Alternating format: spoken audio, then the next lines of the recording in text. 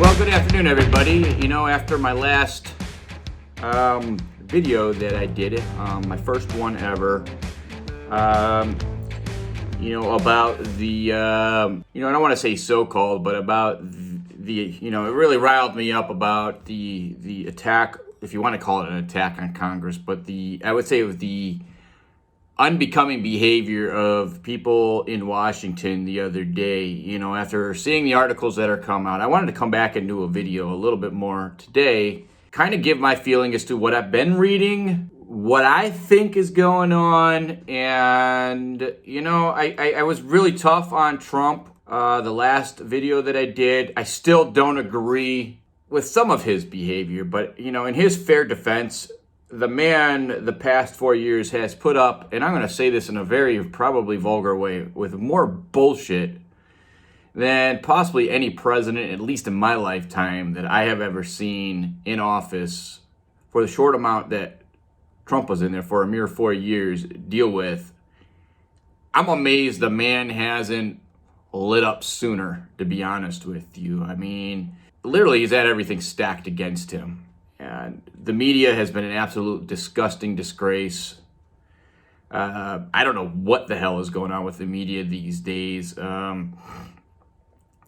It's gotten to the point where I can't even watch news. I inform myself through multiple different outlets. I do read both sides, both positions, liberal and conservative, in the middle, on the far right, on the far left, because I believe it is my duty as a citizen to understand both sides, or as many points of view as possible, to make informed decisions and to keep myself educated.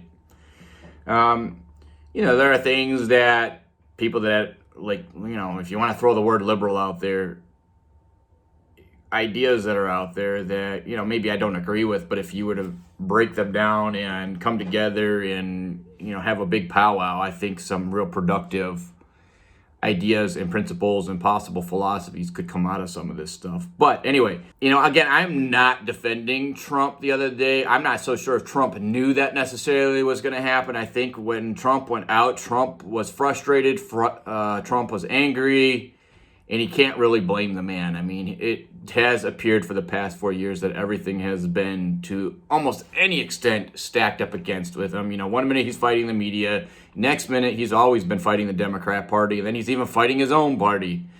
So there's only so much a human being can take at some point before you eventually crack. And I think President Trump the other day sort of let it loose, and I don't think that was his intention. And then again, let's go back to what I've been reading and seeing. So let's talk about these protesters. Let's talk about these so-called people that broke into our house the other day. And then let's also talk about where the media is going with this, and why is there a double standard? Why is there a different form of treatment for so-called conservative demonstrators versus Black Lives Matters, Antifa, when they protest? And they too broke into the chambers too. People have conveniently, and the media has conveniently forgotten that BLM protesters at one point did breach the Capitol grounds and did actually make it into the in session, at that matter, House, and dropped banners and interrupted a session of Congress that was actually going on at the time. But wait a minute, the media doesn't talk about it, or we conveniently forget. But when the other side supposedly does it, we gotta condemn them. They need to go to jail. Give them the death penalty. You're done. We didn't hear any of that with the BLM protesters when they went in there. This is a problem, America. This is a big problem. We have a party now that has successfully, in my opinion, figured out how to completely divide America right now. We are in a state of division. We are in a state of chaos. And it doesn't help. I'm going to throw this out there when LeBron James is running his mouth, stirring up, if it were black people this. Well, look, brother, in all due respect, BLM did break into Congress. They did infiltrate Congress. If everybody remembers, these are the fools that glued their hands onto the walls of Congress and stuck themselves there, and then also interrupted a joint session of not a joint session, but a session of Congress dropped banners, shouted profane or inappropriate comments. But where is the outrage then? So here's my outrage right now. The more and more we're starting to study, or more and more information is coming out about these protesters, we're finding out that a lot of these were protesters that were far left protesters that infiltrated the Trump supporters, whipped them up. Then, of course, you're going to have some loosey-goosey people in the Trump group that went in with some of these guys. They have identified, like the guy with the horns. You know, that's... If that boy doesn't get prosecuted or somehow gets away with this just because he is the son of a Jewish Orthodox judge, then where is the outrage, period, in general? Also, that gentleman has been cited at other protests in Arizona and other locations, Black Lives Matters and Antifa protests. So before we go condemning Trump, threatening to throw him out of office, oh no, you know, we need to look at the other side too. Where were the Democrats? Where was Joe Biden? Where was Kamala Harris when Portland was being burned to the ground? When Kenosha was being burned to the ground? They didn't come out and threaten anybody saying they needed to prosecute to the furthest extent of the law. We didn't hear any of these people saying any of that. We didn't hear elected representatives saying that. And we heard some conservatives saying that. And where was the media?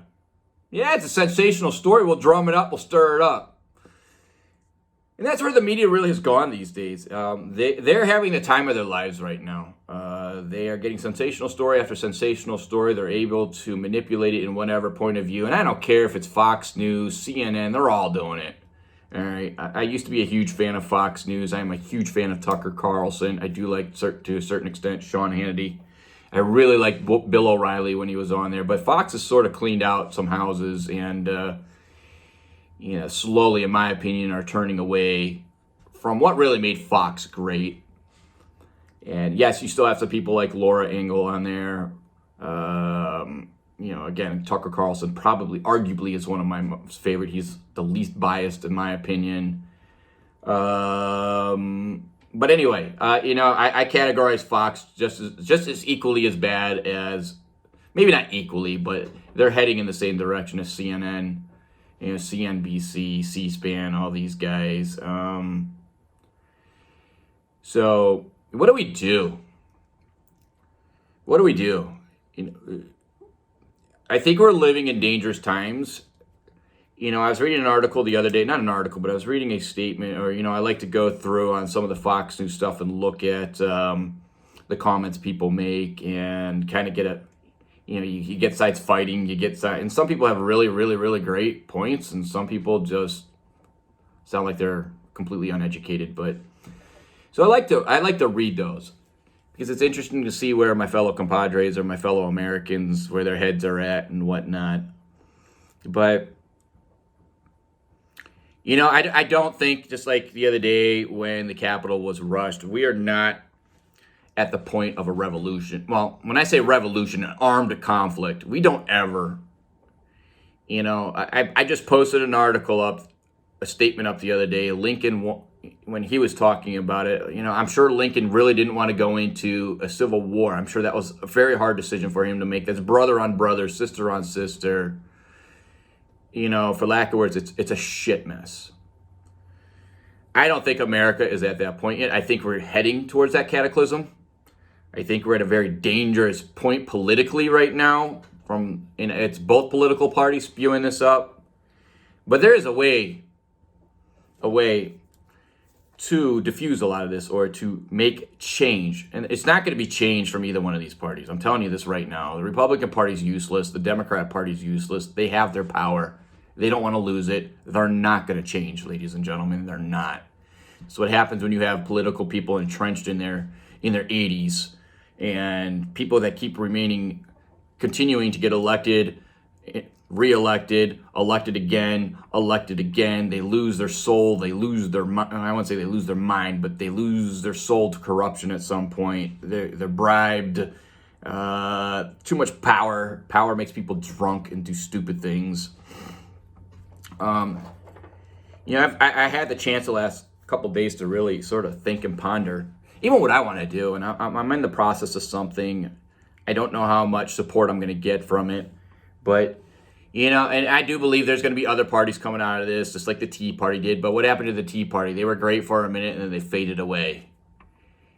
And they're no longer, you don't even hear about them anymore.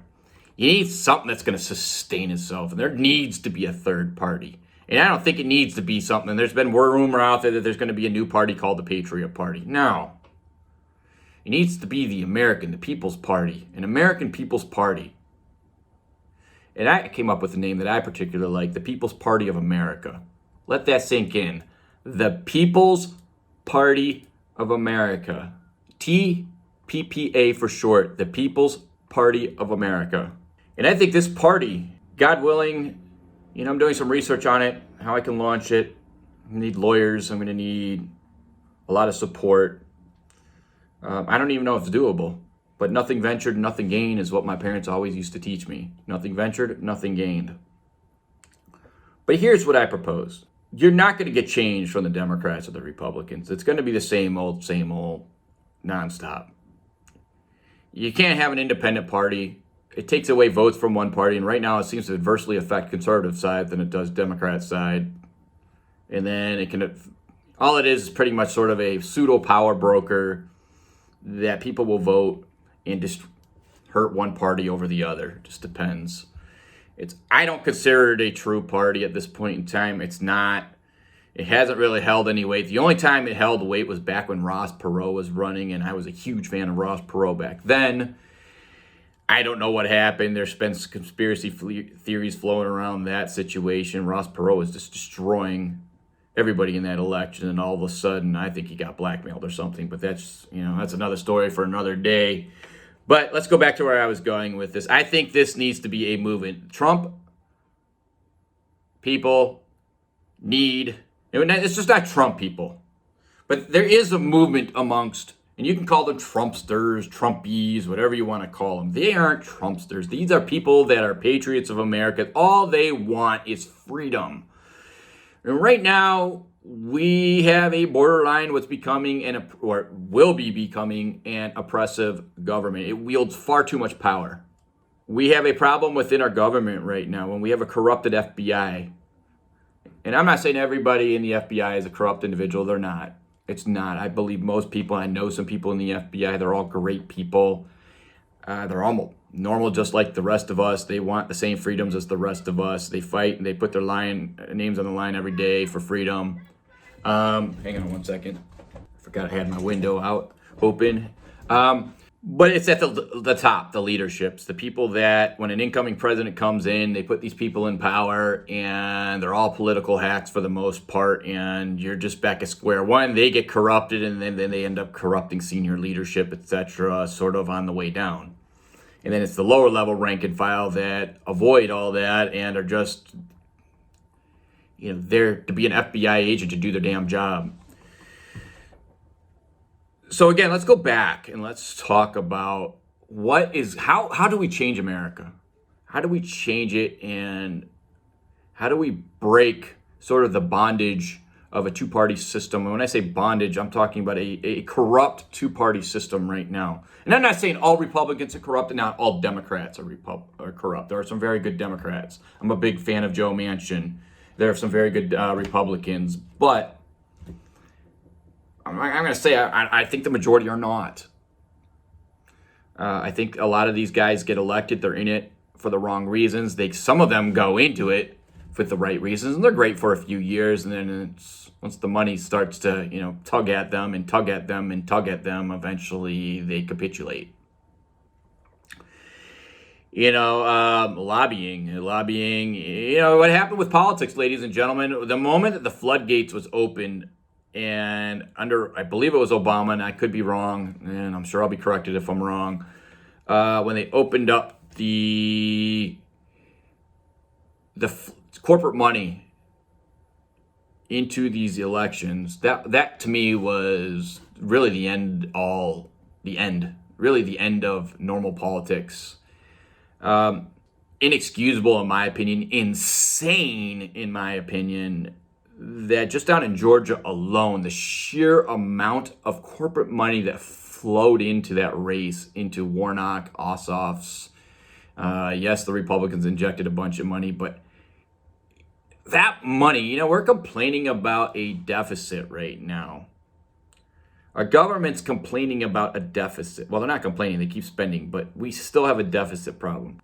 And here's kind of the fallacy I have is we have a lot of these corporations that get all these tax breaks. Why the hell are we spending $500 million to get 2 people elected?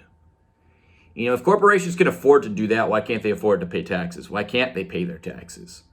You want to go down to pay that fair share, and I hate that line, but it's true. Why don't those big corporations that are in buying politicians right now, throwing money into these races at a gargantuan amount that's almost unfathomable, why aren't our elected leaders talking about that? Why aren't they enforcing that these people pay their fair share? But yet on the flip side, they're allowing them to just throw all this money to flip an election or control an election. And here's the problem with this, people. Warnock and Ossoff are owned. We all know that. They're corporately owned, and they're owned by the Democrat Party. And it's whether you want to call it socialist wing of it, right, left wing of it, I don't mean right, but left wing of it, they're controlled. They're not there representing you. There's no way in hell's chance they're there to represent you. They're not going to represent you. They have masters. They are beholden unto the people that backed their campaign, that gave them millions and millions and millions and millions of contributions. So those people are going to come well before you, the constituents, will. If those corporate interests are going to be taken care of well before you, the constituents' interest is taken care of, if ever taken care of. And that's part of the problem with politics. And it goes all the way up to lobbying. Lobbying, in my opinion, should be banned. It should be banned.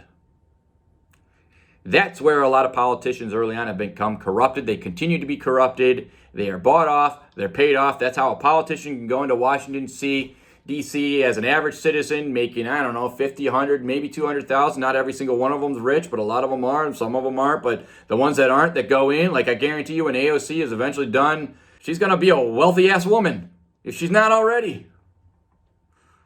Omar, another one, filthy rich already, funneling money to her husband. I mean, how is that not illegal? But that's a whole nother conversation for another day.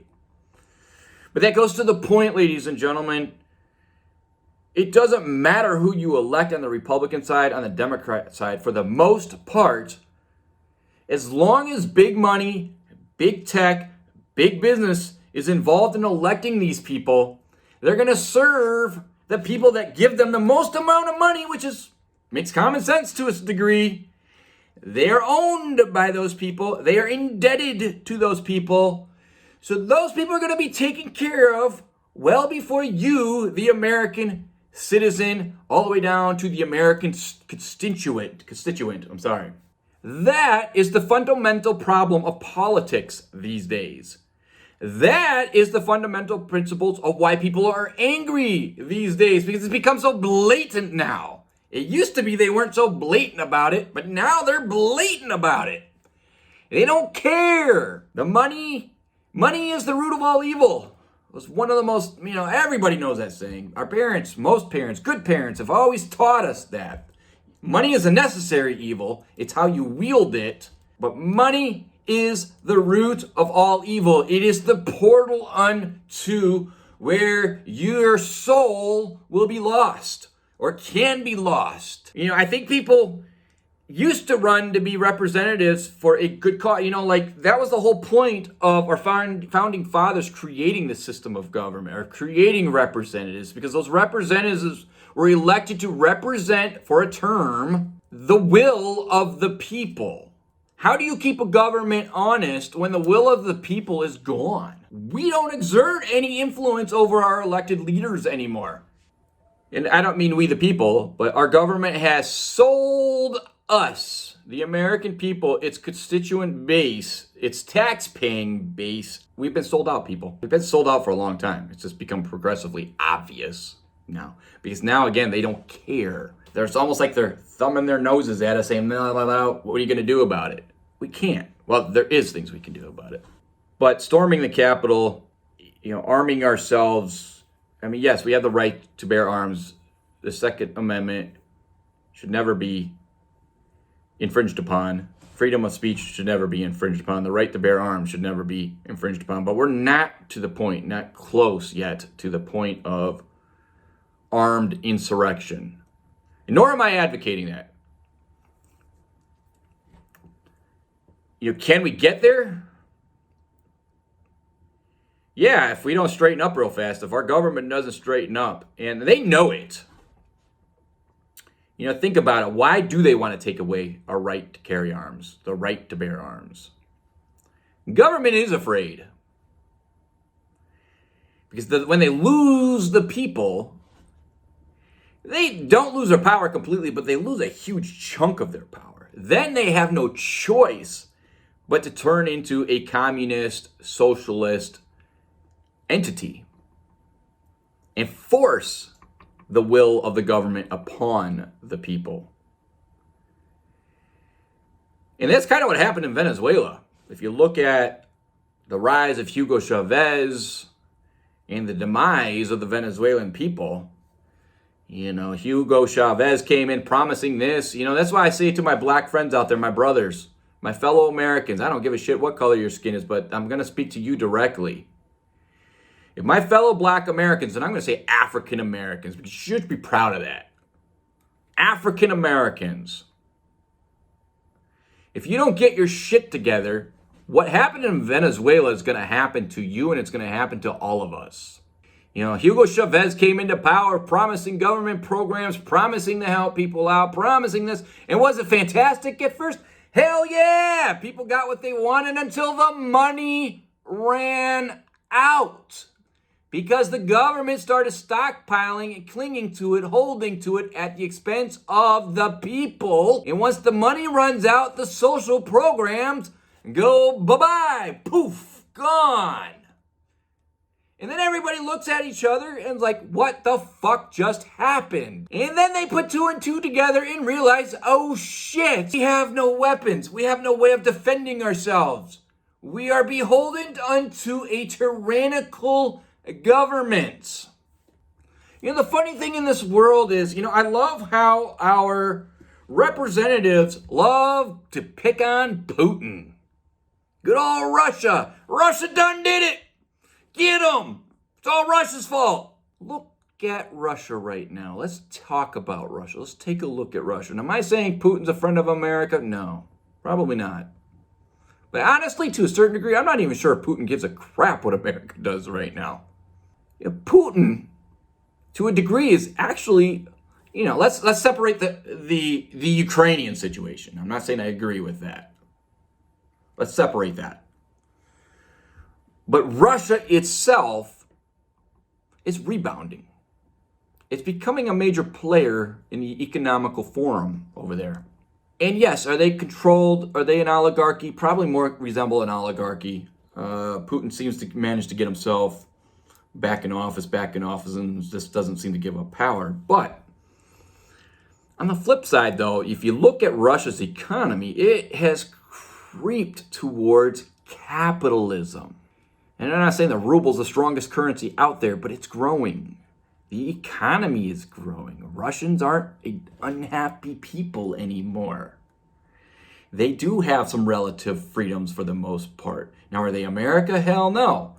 But Russia has embraced, not to the full extent, but to a great portion, capitalism. Now, no matter what society we live in, there's always going to be rich people. There's always going to be poor people. The government tries to sell us on, we all can be this, we can all be that, but there is no such thing as a utopian society. It's been tried. It's been tried many times. It has failed every single time. It just doesn't work. Idea is great. But the reason why it doesn't work is because man is inherently, to a degree, evil. And that doesn't mean that they murder everybody. They are greedy. It's why a utopian society will never work, because there's going to be a faction of people that are going to want more and more and will take advantage of the system to make more for themselves and not help those people down there. And then it's trickle up economics. You know, we love that word when everybody's like, hey, we hate trickle-down economics. Then if you switch to socialism, or what's attempted to be called a utopian society, all you have is a triple-up economy where those who have positioned themselves at the top take, and nothing comes back down. You know, I am of belief that, yes, America's a capitalistic society. It is. And we do have some fallacies. There are some things that anger me about corporate America, having seen the greed in corporate America. Hell, I had a company I put together, and I won't go into a whole lot of detail, but I thought a handshake meant something. Hell no, it don't mean nothing today. And the legal system is set up that if you don't have the money or the ability to fight for it, you're screwed. You know, I have an issue with like a company like Amazon. Why the hell are we, you know, I disagree with what Ocasio-Cortez did in New York. I think she took it too far. She had a point. But why the hell does New York need to offer Amazon 10-year amnesty for taxes to move their business into New York and to hire people? Why? A multi-billion-dollar company, arguably the wealthiest and richest company in the world. Arguably Amazon, the richest, wealthiest company in the world. Why do they need a 10-year moratorium on taxes when they move into a state? Why does a small business that hires 100 people not get that? You know, and I could make a huge video on this, and I will. You know, I'm not a PhD educated individual. You don't need a frickin' PhD. You just got to pay attention to what the hell is going on around you, and it's called common sense. You know, I went to college almost for 4 years. I dropped out of college. I had a kid and decided it was more important to raise my son at the time than to finish college at the time. But I could say that when I was in college, you know, and I'm not going to mention the particular university, but I got frustrated. I really got demoralized a lot in college because liberalism was taking over. You know, I had a couple really good professors, and I had probably a hell of a lot more bad professors. That they, you know, the idea of an education, the idea of college is to open the mind. You know, look at the Greeks.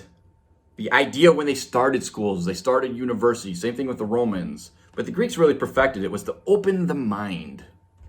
To make the mind work, to make the mind come up, your mind come up with its own opinion. Armed with knowledge from this side, armed from knowledge from this side, armed from knowledge in the middle, put it together and come up with your own ideas. Not what they want you to learn and know. Obviously math, English, all that, yes, you have to have those. People need to start thinking with their own minds. You can't rely on what the media tells you anymore. It's not an honest group of people. They're not out there doing what they used to do 20, 30 years ago, 40 years ago. You know, holding people accountable, looking for what's called a sensational story, but a story that kept these politicians or kept people honest. It's not that way anymore. Again, that's another topic for another day. But I want to go back to where I started with this, and that's how do we break this cycle? How do we stop it? Because I know a lot of people out there right now are frustrated and are like, you know, hanging their heads like it's over. No, it's not over. Not even close to being over. That's the good news. It is clear that our two-party system is failing. It is clear that we have a corrupted Republican Party, we have a corrupted Democrat Party. So common sense tells you only one thing can happen. The rise of a new party. And I started to say it earlier. I think the Tea Party attempted to do it, but the Tea Party died. It fizzled out. And it was a relatively great movement. It did put some amazing people in office, for sure. You know, I'm a big fan of Ted Cruz. Anybody that follows the Constitution the way he does, you know, there are some things I haven't approved of or liked, but for the most part, Ted Cruz is a good guy. There are other good guys in there. I cannot stand McConnell. I cannot stand Lindsey Graham. I cannot stand the old guard that's been in there for far too long. But, I'm not going to name names. I already named a few. That's just my opinion. Again, there are some good people in there, just not enough. There are some good Democrats, for the most part, that are in there. Some of them are good. Unfortunately, I can't name a whole lot. I can name a few, but not many. So here's how we break this as a nation in a peaceable and responsible manner and order. And like I said earlier, I've heard the rumor of a party called the Patriot Party. It sounds great, but I think it's going to fizzle just like the Tea Party. I don't like those names to a certain point. The Tea Party. Yes, we all know what the Tea Party is. Yes, we all know what patriots are. We need a party like the People's Party of America that is all-inclusive. The people of the United States of America. The People's Party of America. It needs to become a giant umbrella. And what it needs to do is adopt a charter. We have a living document called the Constitution that is being affronted, assaulted. And since our lovely congressional people, our representatives so-called, won't seem to hold themselves accountable, we need to create a party that will hold its people accountable. I am doing research, and I will put this all out eventually. I'm not saying I'm going to be the founder or the creator of this thing. I don't know. Whatever's in God's plan will be his will, and I shall serve as need be. But I am at the point compelled to serve my fellow Americans and at least enunciate what I see, what I feel, and I'm going to do my damnedest to make somewhat of a difference. I'm going to put that out there here soon. I need lawyers. I need people. We, it's not I, it's we, the people, need people to represent and fight for them. And like I said, the People's Party of America, whether it ends up being called that or something, needs to adopt a charter, starting with the very first thing, and that is adopting a term limit for each person that runs under the banner of this party. Should they be elected, they will serve no more than 2 terms as an elected official. Because the idea of being a representative for the people was never designed by our founding fathers to become a career, a job where people stay in for 40 years, that become swamp creatures of the very thing that they initially started to be or get involved in to help people. They become corrupted and what we now term as swamp creatures of the cesspool called politics. 8 years, maybe 12 max. But no more. I think the right amount is 2, maybe 3 terms.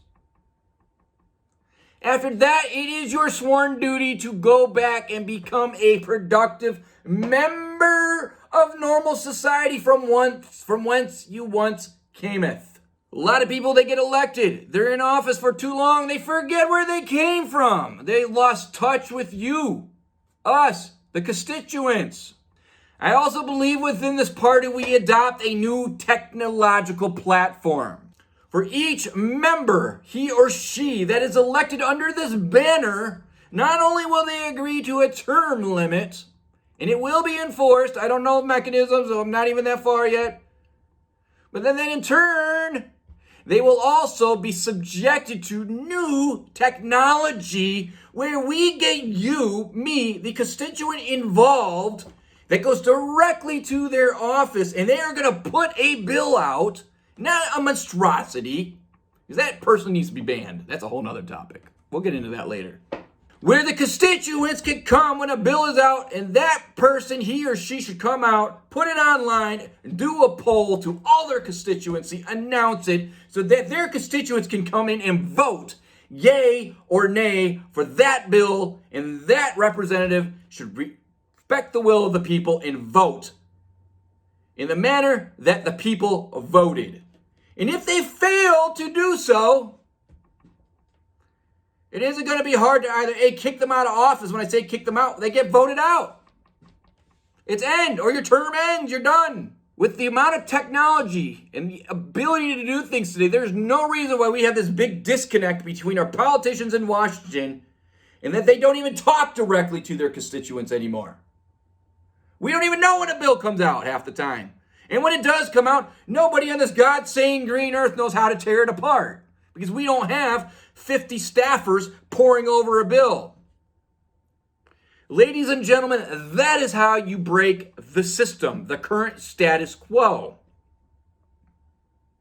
It's not a revolution. It's not firing arms. It's not breaching our Capitol grounds. And I'm not saying we don't have a right to be angry. We're all angry right now. I'm angry.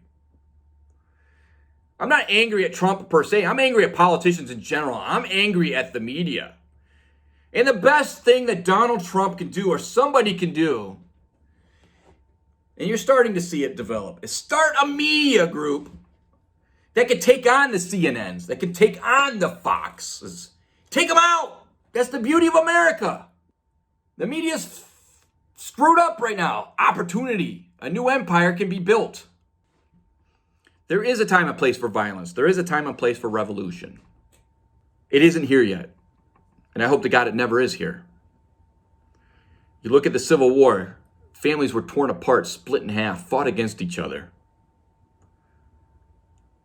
Blacks, whites, screw our color, man. Who cares? And I can't emphasize this enough. Who gives a damn if you're black or white? Who gives a damn? And if you do give a damn, then get the fuck out of my country. There is no place for this in the modern age. So I'm going to try to keep this within an hour, and I think I'm closing in on it pretty much. But brothers and sisters, male, female, black, white, Oriental, Asian, American Indian, whatever race, genre, color, whatever, not in genre, that was actually properly used, but whatever race, creed, religion we are, come on. You know why the government's got us by our balls right now? Is we're too busy, and I'm not saying all of us, but some of us out there are too busy, black this, white this, and you're letting the government tell you what you should or shouldn't do. You're letting the government say, hey, it's black on white. It ain't no black on white. Get the hell out of here. That's a government manufactured tactic right now to keep us divided. Because united, we are powerful. Divided, we're conquerable. It's the simplest tactic of warfare since the very inception of humanity. Divide and conquer. It's been used for thousands of years. Divide and conquer. It's just not an actual combat tactic, which still is to this day a tactic. It's a mental tactic. How to diffuse or how to break apart people, to control people, divide and conquer. So if we could keep this group over here hating on this group and this group over here hating on the other group, they win. We have to come together. We've got to stop accepting the scraps that our government is feeding us. My favorite movie of all time, Braveheart. I love the part when William Wallace fights the battles, kicks the ass off the English, comes in, and they're in the castle, the nobility, the wealthy, the elite, they're squabbling amongst each other over who should be king of Scotland. And they all wanted William Wallace, the champion, to be their champion. I want you to defend my claim. And what did William Wallace do? He went to fight for the common man, so the common man wasn't stuck with the scraps that the government was throwing at them. And the nobility was happy with the scraps that Longshanks, King Edward of England, was giving, or the King of England, I think it was Edward. I think Edward came after actually, but the King of England, nicknamed Longshanks, was giving to the nobility of Scotland to keep them in line with the King of England. To do his bidding and in turn enslave the Scottish people. And they sold out their souls for money from the Crown of England. Scraps. Instead of fighting for their own people. That's a microcosm, actually, of what's going on now. It's actually a perfect analogy of what's going on now. We have a group of citizens in this country that are happy with the scraps that their government is throwing at them. And like William Wallace said, I go to barter a better deal. And his way of bartering a better deal was kicking the shit out of Longshanks, the King of England, at that time. This is going on for hundreds of years, thousands of years, empire after empire. That's why kings came, queens came quickly, left quickly. Yeah, I believe in this country. I believe that our founders, I hear a lot of this is an experiment. How come the Romans were able to pull it off for 1,000 years, even though they did eventually they did fall. And they fell from within for the most part. And it was the usual things, corruption. This country is the beacon of freedom unto the world. And we need to preserve that. We need to fight for the right to preserve that. We need to stop the class warfare. We need to stop white versus black. We need to stop the isms. There is a fair. Black people have a claim. They have a right. I'm partially Native American, partially Cherokee. Look at what happened to my people. Look at what many of the treaties that the white man, if you want to call it the white man, promised the Native Americans and then reneged. That was a couple hundred years ago, or 100 or so years ago, but it's really no different now, except we are one people. If there are any African Americans, my fellow compatriots that are watching this or will eventually watch this, dig deep into your soul. I've been there, man. I've been through, before I got lucky with my family, I've been through foster home, beaten. I know, life sucked. First 6 years of my life was, man, there was times when I just was ready to go. I'm done. I'm ready to check out, man. Now, fortunately, I never got there. Fortunately, I had a great support system that eventually formed itself. And that great support system in the means of eventually was adopted by an amazing family.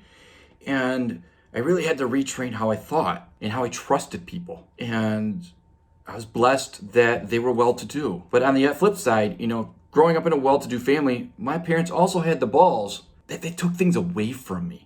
I lived on the streets. I lived in a box for a while. And I sat there, well, poor me. My parents aren't giving me anything anymore. No more handouts. And I wallowed in it for a year. Until I suddenly one day woke up and realized, and I said to myself, dude, what are you doing? Your parents spent a fortune on education. Your parents gave you principles. Your parents gave you morals. Get your ass out of this goddamn box and get your shit together and put your life together. And guess what? I did. And you know what? The man above put some amazing people in my life at the right time. Whether you're a Christian, Muslim, I don't care what you are. Allah, God put the right people in my life at the right time. And I reached and I took the hand that offered and I wrote it, and I didn't want to disappoint those people, and I worked my ass off to become the best that I can be. And I still to this day don't feel I'm where I want to be yet. You got to fight inside here to be better. You can't keep looking at the system. Poor me. The system isn't fair. It's not fair for a lot of people. I feel your pain. Let's join, create something new. Create something that defends, that represents everyone. Because what are two things that's going to happen? We create eventually an amazing party that sustains itself, or we also create these two parties on the right, the left, to finally get their shit together and hold them accountable and say, oh my God, they need a come to Jesus moment. I don't think yesterday or the preaching of the Capitol Hill was a come to Jesus moment for these clowns. It doesn't appear to be. It appears that they're going to point fingers. You. And they're going to use what just happened to now violate the Constitution. Except now they have allies. They have idiot Republicans that have now decided to join them because it's politically expedient. So that's my diatribe for today. That is my goals that I'm putting up right now. That is my belief that this is what needs to happen in this country. In order for it to heal, in order for it to be a country that is inclusive of all. I am not advocating for communism. I am not advocating for socialism. Capitalist system is perfectly fine, but there are some things that need to be fixed. There is no reason why Jeff Bezos should be almost worth $1 trillion. That's insane. Look at our debt, ladies and gentlemen. That's almost a third of our debt. Well, maybe not a third, but let's say 10% of our debt Bezos makes himself. And pays little, if not any, taxes. My family, others out there that work hard to make the little six figures that we make and then turn around and have to pay almost 40% to Uncle Sam. When these guys are barely paying 15% or none. I want to have one of my next discussions, a discussion about taxes. I believe there is a solution to taxes. I believe there is a solution that benefits all. But I think that is a conversation that needs to be had. And I want to talk about it. Below, if that's what you want to hear on my next broadcast, if you want to call it broadcast, comment, email me. I don't have an email for MOR News yet. Because again, that's technically not a living entity. I mean, it's got its title and all that, and it's been registered and all that, but it's not a living entity yet right now. You can email me at egmarketing1@gmail.com. It's my personal email for now. I have many, but I'll start with that one until I get MOR set up. And as this grows, I do want to do kind of like what Rush does or other podcasters do. Eventually take calls. This is a very simple setup right now. I'm using my iPhone. I do have a bigger setup over here. We're in the works of doing a few things with it. I have a switchboard, all that is being put in, tweaking some things, and I will go live. Probably using YouTube. How long YouTube will let it stay up, I don't know. But as soon as I record, I'll eventually just switch it over to Parler. You can find us on Parler, MOR News. Please start following me on there. There's not much content on there right now. I just comment on other people's stuff, but there will be. I'm going to take this that I'm making today, attach it to YouTube, and hopefully attach it to Parler, so it's on Parler, or download it to Parler. And yeah, this has to happen, ladies and gentlemen. Whether it's Sean Hannity, I'm just a guy. I'm a nobody. A guy who has a very small media company. When I say media, we're a 90% wedding videography and photography company, and then we do corporate work as well, commercial creation and all that type of stuff. I am a concerned American citizen right now. I am an American who cares about his people. I feel that this is my way of getting involved, and how far I get involved, I don't know. How far I get involved is dependent upon the coalition I build. You, the people, the common person. It's yours. This is your country. This isn't Washington's country. This is your country. You vote for these people. You put these people in. You have the power to take these people out. Vote by voting them out, not. But America, this is your country. You, the people. You are America. Your voice is not being heard. It needs to be heard. Like I said, I think the next one, I'm going to make a note right here on this notepad. I really love it. And we're going to talk about my idea for taxes. And what I'd love to do, if I do an episode on that, I'd love to get some accountants in on this. When I post this, if there are any accountants on there, we're going to watch my stuff or listen, please, please, please follow me, because I really would love to have your input on taxes. Love to have a robust debate and conversation about taxes. I would like to share my tax plan, my idea.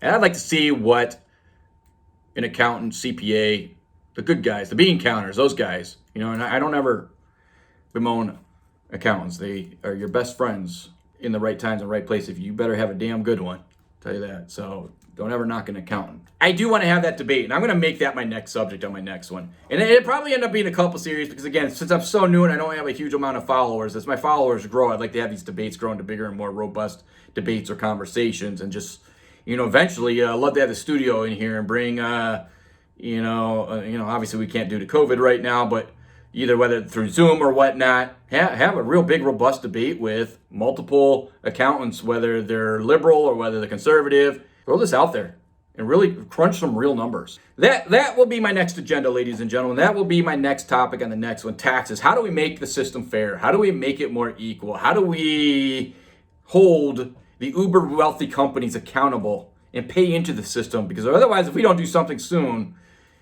the debt that's racking up to the average American is going to become unbearable. And the large corporations are going to be laughing their asses off, going to the bank every time while we're struggling if we don't do something soon. So let's make that our next conversation, ladies and gentlemen. It is January 8th, 4:40 p.m. My name's Eric. Follow me on MOR News. I am on Parler. I do have a YouTube channel. I'm in it for you, the people. I'm a small guy. I make chump change. My wife is a physician who saves people's lives on a daily basis. She's a hero. I'm a nobody. I'm a father who's raised 2 children. I have a small business on the side that I do to keep me out of trouble and that I happen to really enjoy, and it keeps my stress levels at a reasonable level. And then I've just started this, and I feel it's my patriotic or my duty as an American citizen to make my voice heard. And if there are other people that agree with me, then let's join, let's talk. And whether you disagree with me, I want to hear your side too. I think it's important, always. But on the flip side, we must always be civil and respectful towards each other, because nothing is accomplished in anger or frustration. We must be civil, and we might find out of these conversations some great solutions and ideas that come about. And that's the goal that I have. That's the goal that I want. And that is what I'm doing this for. So on that note, ladies and gentlemen, may everybody have a great evening. Stay tuned for the next episode. Again, it's going to be titled Taxes. and I look forward to hopefully making some new friends, meeting some new people, and I look forward to this journey that's about to begin. Arrivederci, au revoir, and as we say in good old America, have a fantastic evening, and keep your head up, ladies and gentlemen. Things will get better. This is Eric, and I'm signing off for the night.